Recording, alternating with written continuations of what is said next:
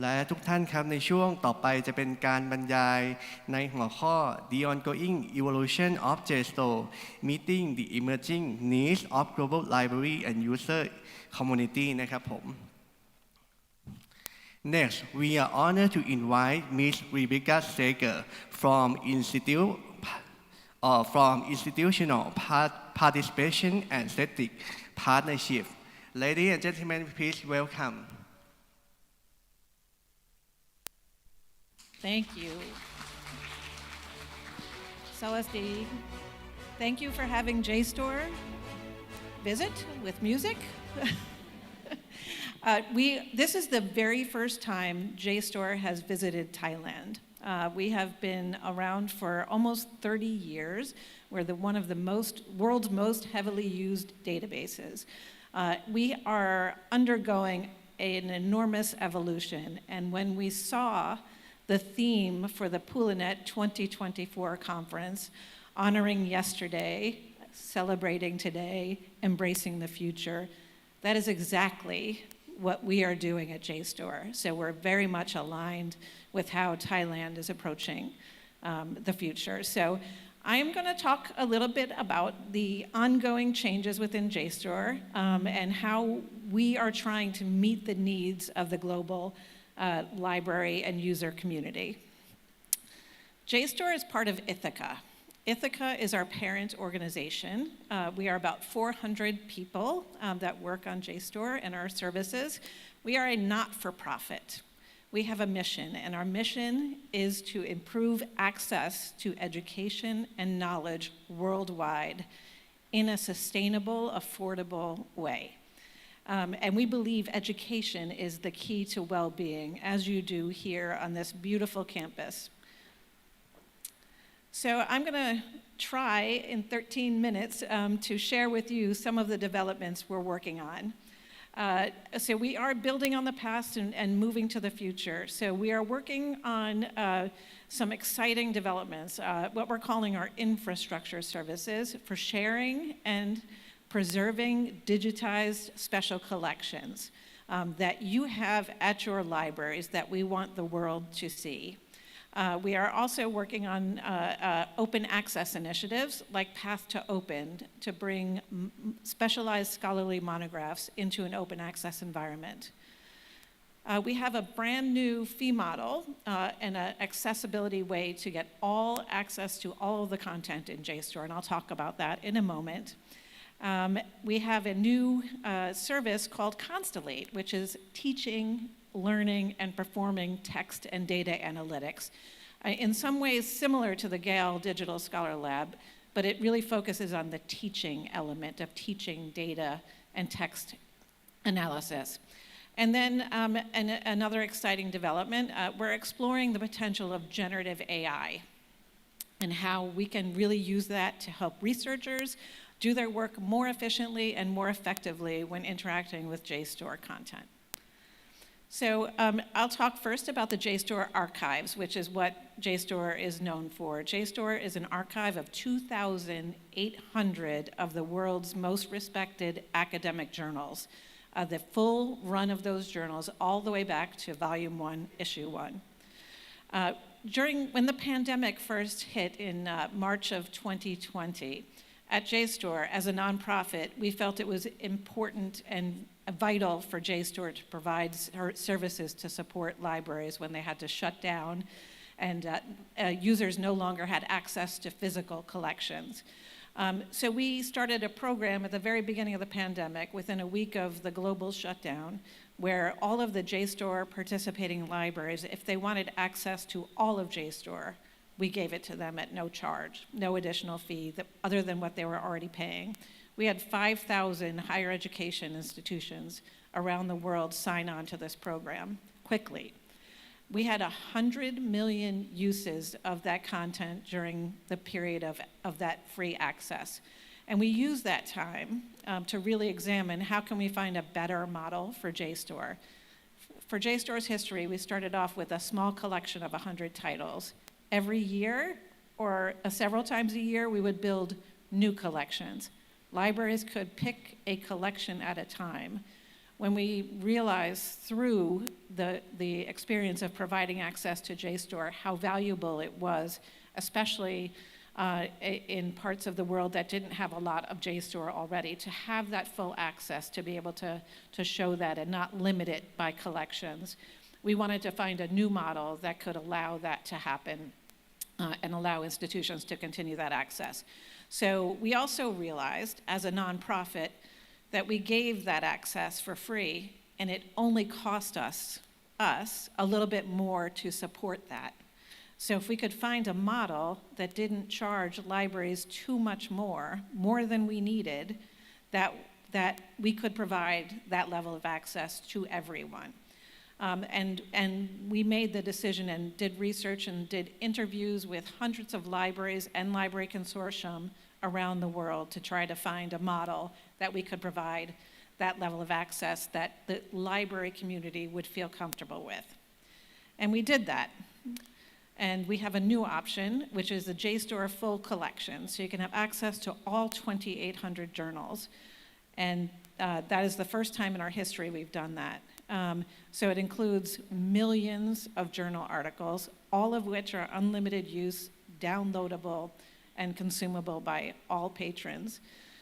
So the way the pricing model works, if you're already a JSTOR participant, and we have many higher education and secondary schools in Thailand that subscribe, you continue to pay what you're already paying, and you can still have the access to the full collection for just a small increase each year until you get to the price of the full collection. If you're a new JSTOR participant, we want you to be able to have the experience of all of JSTOR.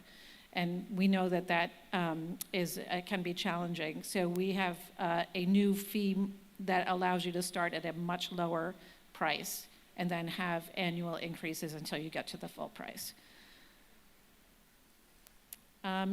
We also allow libraries, if you want to stay in the full collection, you can, but if you find out that you're using JSTOR and you're only using certain collections, you can just choose those collections as well, so you're not locked into this fee model. Please do stop by our booth after to learn more about how you can provide access to JSTOR. Again, JSTOR is one of the most heavily used databases. In 2023, 200 million people in 185 countries use JSTOR. So it is, again, one of the most heavily used, highly ranked in Google database that exists. Our new fee model, we've had 1,700 higher education institutions move to the full access of JSTOR since we announced that in November. So it has received a very warm response from the community. So you can stop by our booth outside. But now I'm going to talk about one of the most exciting transformations for JSTOR and the world and research. We have built this infrastructure on JSTOR to serve content, whether it's journals. We also have 130,000 ebooks on the platform, 30,000 research reports from NGOs and nonprofit organizations around the world. But now we've built this structure, and we're turning over the JSTOR platform and our support services to libraries to publish your digital collections on JSTOR, so your archival and special collections. I know my colleague Vincent at Gale talked about some of the collections they've built over time with some of the world's most amazing libraries. What we want to do is take the research and the digitization that all libraries, especially in areas where the content has not been accessible, and put it onto JSTOR so the world of researchers can use that around the world. So we spent a couple of years talking to libraries about their needs in the special collections and archive collections space. And the problems that libraries told us they had, that these special collections, you've taken the time to digitize and curate and be careful stewards of the history of your people, your area, your institution, the important things that are meaningful in your space. That they're very difficult for the world to discover. They're seldom in places where research is being conducted. they're siloed. They typically are not reaching a global audience. If you've digitized some of your resources and created a beautiful website on your library's website, it might not be reaching the place where users are doing research in that field. And often, they're not connected to the secondary literature. So on JSTOR, like I said, we have 130,000 ebooks, millions of journal articles, and that is written about these very places, these very people, these events that have happened in world history. And so these primary sources, these special collections, are not connected to the research about what those primary sources are covering. And also, we heard from the community that there's not a strategy for long-term preservation of this content, that you're digitizing it, but it's often sitting on a server or somebody's hard drive. So JSTOR has built an infrastructure to preserve content. For those of you that might not know this, all of the journal content in JSTOR is guaranteed to stay there. When we make an agreement with a publisher to put their journal on JSTOR, the publisher agrees to leave that journal with JSTOR forever. In return, we agree to pay them forever. But it is really important that you know if you have access to JSTOR, that content stays there. So faculty can link to it, students can always find it. And the same principle of us providing that level of preservation is now available to libraries to preserve their content. So in the interest of time, I'm going to move a little faster here. So we have created 3 levels of service to help support archives and get them to be much more impact on the work that you've done to be careful stewards of this content. You can share your collections on JSTOR. We have a collections loader. That will put your content in front of the hundreds of millions of people doing research on JSTOR every year. You can preserve your collections with our Portico service, which is what we call a dark archive. It's a managed preservation solution that ensures that content will always be accessible. If you have catastrophic failure of your servers, if you have your content in Portico, it will always be there. And we also have a tool to help you manage your collections. If you don't have a tool that you're happy with that does the cataloging and metadata around your special collections, we have that available as well. This is an example of a library. We have about 300 libraries that have begun sharing their special collections around the world. So as I mentioned, you can publish your collections to JSTOR, and we create a landing page for every institution. We want the world to know that your institution created this content, digitized it, and made it available. We also link back to your work in its original form on your website. This is an example of Taiwan University. We've got several institutions in Asia that have begun publishing their collections to JSTOR. This tool that we're showing here is the JSTOR Forum. This is a content management solution that helps you manage your metadata and cataloging information about your objects. You can also syndicate to other websites where you want to publish your content as well. And our preserved collection service is a fully managed solution. We audit regularly. We deliver content, and it's a very flexible environment that can accept all different types of content. With 1 minute left, I'll talk very briefly. We're working on a pilot project to help bring university press monographs into an open access environment. Open access is very important at JSTOR. We have about 10,000 open access ebooks that every institution in this room, your users can use today, and they probably are. We also have 3.8 million journal articles that are also open access and available to any user in the world. With this pilot project, we're working to help the publishing community find a sustainable model to enable books to become more open access in the future. So we are partnering right now with about 40 different university presses around the world, including several in Hong Kong. Those are the only representatives in Asia right now. We are publishing 1,000 titles over the next 4 years into this model, and they will all become open access after 3 years. I'm going to have 40 seconds to go. I mentioned earlier we have a new tool as well called Constellate, and that is a service to teach, learn, and do text and data analytics with JSTOR content, but also you can bring other content along with you, such as the content in the Gale Digital Scholar Lab.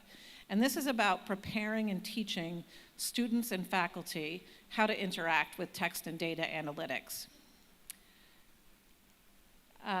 As I meant, we have a series of free classes that we offer. We have a cloud-based lab where students can download their work and share with others and work with the community within Constellate.